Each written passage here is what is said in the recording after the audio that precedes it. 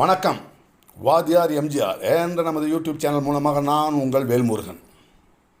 இன்றைக்கி ஒரு அருமையான நிகழ்ச்சி குறித்து பேச உள்ளேன். ஒரு நெருக்கடியான காலகட்டம், ஒரு மிக பெரும் எழுச்சிமிகு ஒரு கூட்டம், உணர்ச்சி பிளம்பாக தன்னை நோக்கி வந்து கொண்டிருக்கின்ற ஒரு மாபெரும் கூட்டம்.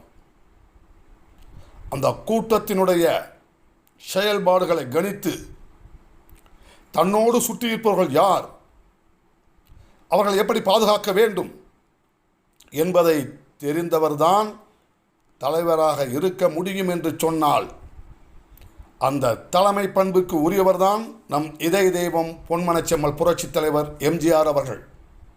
புரட்சித் தலைவர் எம்ஜிஆர் அவர்கள் திராவிட முன்னேற்றக் கழகத்திலிருந்து நீக்கப்பட்டவுடன் புரட்சித் தலைவரை பார்ப்பதற்காக